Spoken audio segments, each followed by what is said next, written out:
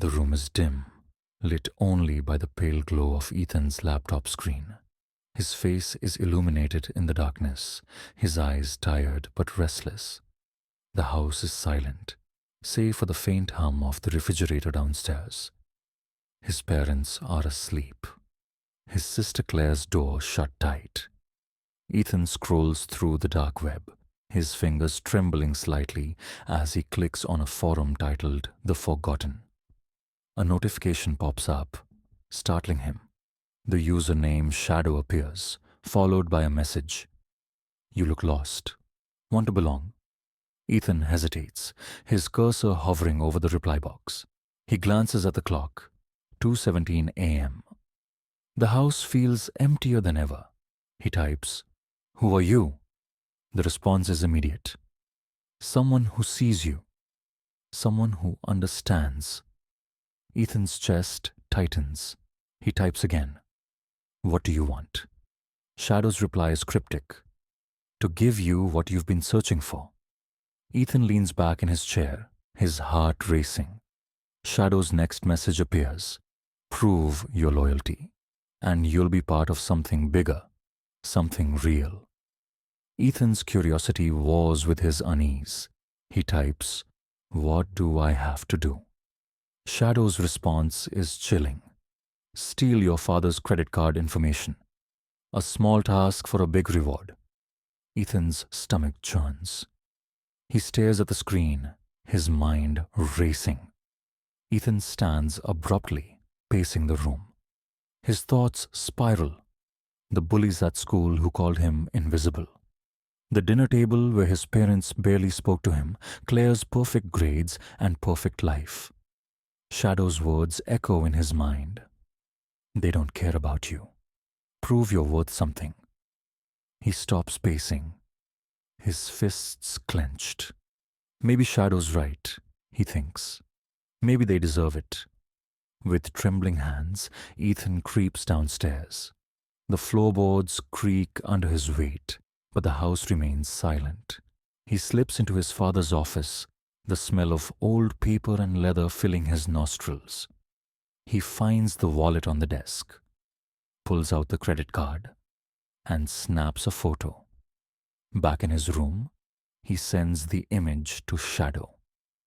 The reply comes instantly. Welcome to the family. This is just the beginning.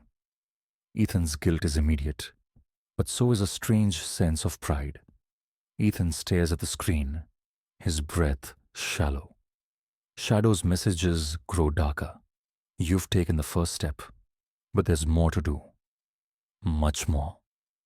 Ethan's heart pounds. He feels a mix of fear and exhilaration, realizing he's crossed a line he can't uncross. The screen flashes with a final message. You're one of us now. Ethan slams his laptop shut, plunging the room into darkness. Outside, thunder rumbles, and rain begins to patter against the window. He sits in the dark, his mind a storm of guilt, fear, and something darker, something he can't quite name.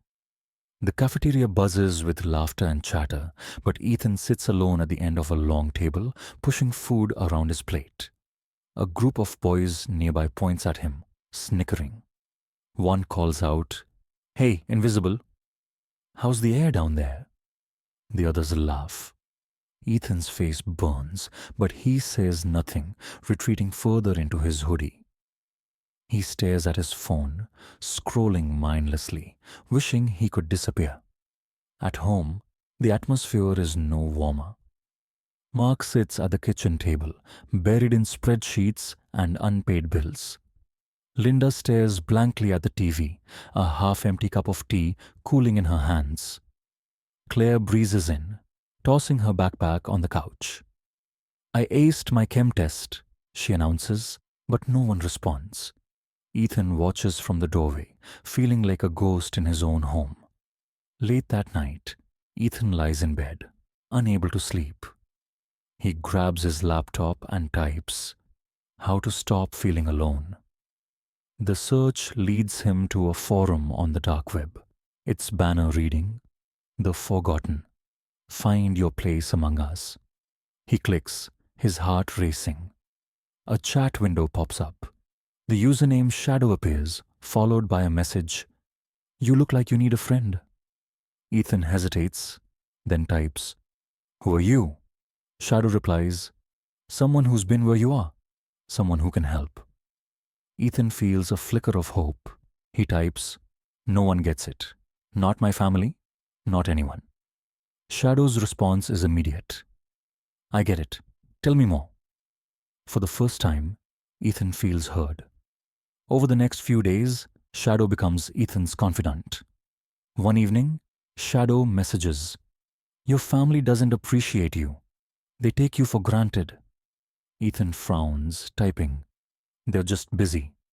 Shadow replies, "Too busy for their own son? You deserve better." Ethan's chest tightens. He thinks about the silent dinners, the empty praise, the way Claire always seemed to shine brighter. Maybe Shadow's right, he thinks. At dinner, the tension boils over. Mark barely looks up from his phone as Linda stirs her soup absently. Claire talks about her latest achievement, but Ethan interrupts. "Do you ever notice anyone else at this table? Or is it just Claire? Claire, Claire." Mark finally looks up, annoyed.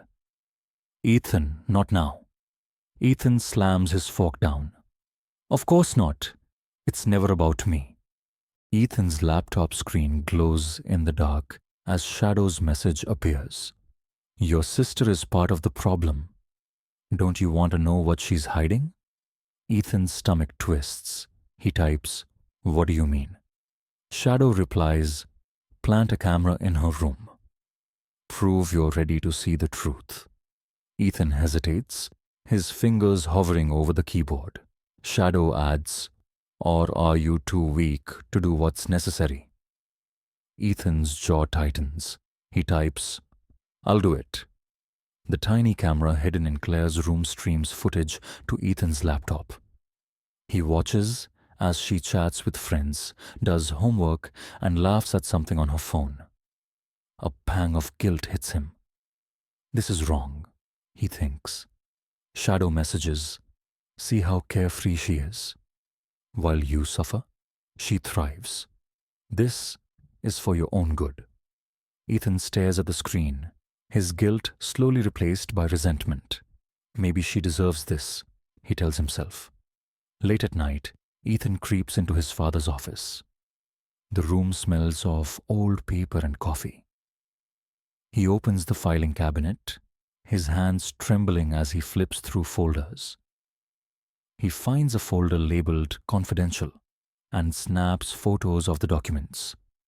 Back in his room, he sends the images to Shadow, who responds, "You're proving your worth. Keep going." Ethan feels a strange mix of pride and dread.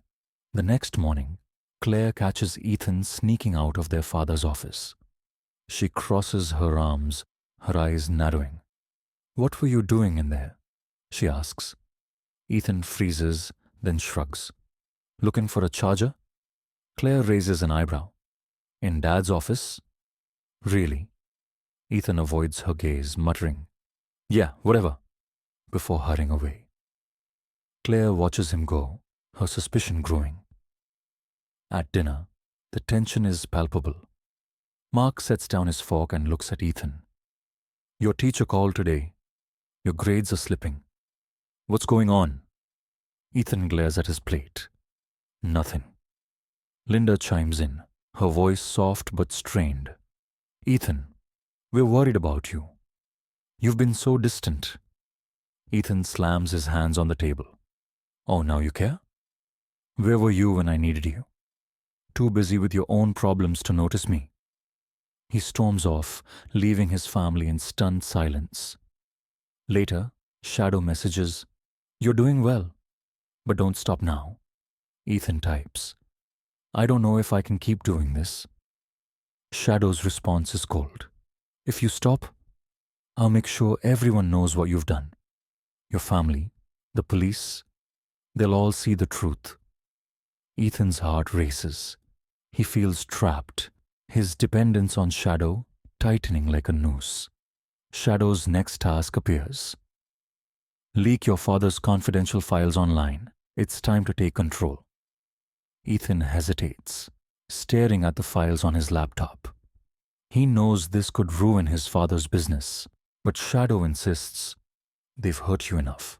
Don't you want to make them pay? Ethan's hands shake as he uploads the files. A wave of guilt crashes over him, but it's quickly overshadowed by a twisted sense of power. Later, Shadow messages, your father ruined my life. Now it's your turn to make him pay. Ethan's eyes widen. He types, what are you talking about? Shadow replies, let's just say he's not the man you think he is. You're on the right side now. Ethan feels a knot in his stomach. What have I done? He thinks. Ethan confronts Shadow. Tell me the truth. Why are you doing this? Shadow's response is chilling. You're in too deep to back out now. They've hurt you enough. It's time to fight back. Ethan stares at the screen, realizing he's been a pawn in someone else's game. But it's too late to turn back. Ethan's laptop screen glows in the dark, Shadow's message stark against the black background. Burn it all down. Your father's business, his legacy. Erase the past. Ethan's breath catches. He types, I can't do that. Shadow's reply is instant. You don't have a choice. If you refuse, I'll expose everything. Your family will know what you've done. Ethan's hands tremble as he stares at the screen. I'm trapped, he thinks. Late that night, Ethan rummages through the garage, his heart pounding. He finds a can of gasoline, a box of matches, and an old hoodie. He stuffs the items into a backpack, his hands shaking so badly he almost drops the matches. This is the only way, he whispers to himself, though the words feel hollow. The office building is dark and silent, the only sound the faint hum of a vending machine. Ethan slips inside, the backpack heavy on his shoulders. He unscrews the cap of the gasoline can, the acrid smell making his eyes water. He pours the liquid across the floor, the desk, the filing cabinets. He strikes a match, the tiny flame flickering in his trembling hand. Shadow's voice echoes in his mind. Do it. Ethan drops the match. The flames roar to life, spreading rapidly across the gasoline-soaked floor. He stumbles back, watching in stunned silence as the fire consumes the room. The heat is intense, the light blinding. Panic surges through him as he realizes the magnitude of what he's done. Just as Ethan turns to leave, the door bursts open. Mark stands in the doorway, his face a mask of shock. Ethan, what the hell? He freezes, taking in the flames, the gasoline can, his son's soot-streaked face. What have you done? Ethan's chest heaves, his mind a whirlwind of fear and rage. You never cared about me. This is what you deserve. Mark steps forward, his voice desperate. Ethan, stop. This isn't you. Ethan's vision blurs with tears. You don't know me. You never did. In a fit of panic, he shoves his father into the flames and bolts from the room. Ethan runs through the dark streets, his lungs burning, his face streaked with soot and tears. The image of his father falling into the fire replays in his mind, each step amplifying his guilt. He feels a mix of relief and crushing despair, knowing there's no going back. Ethan's phone buzzes. He stops, leaning against a wall, and reads Shadow's message. You're one of us now. He stares at the screen, his hands trembling. What have I become? He whispers. Firefighters battle the blaze, their sirens piercing the night. Paramedics rush Mark to the hospital, his body burned and broken. Ethan returns home, his clothes reeking of smoke, his mind a storm of guilt and fear. He collapses on his bed, the weight of his actions pressing down on him like a lead blanket. The office building is a chaotic inferno, flames licking the night sky as firefighters spray water in vain. Police officers cordon off the area, their flashlights cutting through the smoke. Paramedics rush Mark to an ambulance, his face blackened, his breathing shallow. Investigators question witnesses, their suspicion quickly turning to Ethan. "Did you see anyone leaving the building?" an officer asks a bystander. "A kid in a hoodie," comes the reply. "He looked scared." Ethan stumbles into his house, his clothes reeking of smoke, his hands trembling. He tries to act normal, but his movements are jerky, his eyes darting around the room. Claire walks in, her arms crossed, her expression wary. "Where were you?" she demands. Ethan avoids her gaze, muttering "nowhere." Claire steps closer, her voice sharp. "Don't lie to me. I can smell the smoke." "What did you do?" Ethan collapses onto the couch, his face buried in his hands. "I didn't mean to. I didn't want to." Claire sits beside him, her tone softening. "Ethan, talk to me. What's going on?" He looks up, tears streaming down his face. "There's this person, Shadow. They made me do things, terrible things, and now Dad's—" Claire's eyes widen in horror. "What did you do?" Ethan breaks down, confessing everything, the dark web, the tasks, the fire. Claire listens in stunned silence, torn between protecting her brother and seeking justice for their father. Ethan grabs his laptop, his fingers flying over the keys as he tries to contact Shadow. The screen flashes, account deleted. No, he mutters, refreshing the page. But Shadow is gone, leaving no trace. Ethan slams the laptop shut, his chest heaving. "They used me," he whispers. "This was never about me. It was about Dad." A loud knock echoes through the house. Ethan freezes as Claire opens the door to two police officers. "We need to speak with Ethan," one says. Ethan steps forward, his face pale. I did it," he stammers. "I started the fire." The officers exchange a glance before cuffing him. Claire watches, her heart breaking, as Ethan is led away. Linda sits in the hospital waiting room, her hands trembling as she clutches a cup of coffee. Mark's condition is critical, and the weight of Ethan's betrayal presses down on her. Claire sits beside her, her face a mask of anger and guilt. "I should have seen it," she says. "I should have known he was in trouble." Linda shakes her head, her voice hollow. "We all failed him." The media swarms outside, their cameras capturing the family's private pain for the world to see.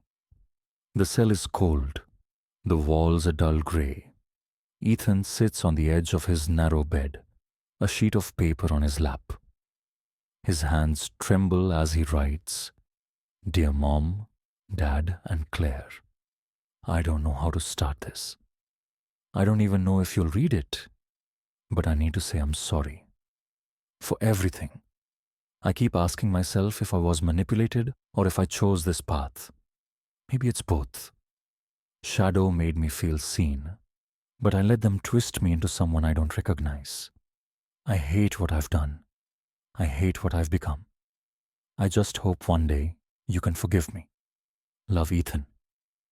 He folds the letter, his tears staining the paper. The visitation room is sterile, the air heavy with silence. Claire sits across from Ethan, her arms crossed, her eyes a mix of anger and sorrow. "Why, Ethan?" she asks, her voice breaking. "Why did you do it?" Ethan looks down, his voice barely a whisper. "I was so alone. Shadow made me feel like I mattered, but I was wrong. I hurt everyone who actually cared about me." Claire's anger softens. "You could have talked to us. We're your family." Ethan shakes his head. I didn't think you'd understand. I didn't think anyone would. Claire reaches across the table, her hand hovering over his. We could have helped you, if you just let us in. Ethan looks up, his eyes filled with regret. I know that now, but it's too late. As Claire leaves, the camera lingers on Ethan's face, his expression a mix of guilt and despair. A voiceover echoes. How far can loneliness push us before we lose ourselves? The screen fades to black, leaving the audience to grapple with the moral complexities of the story.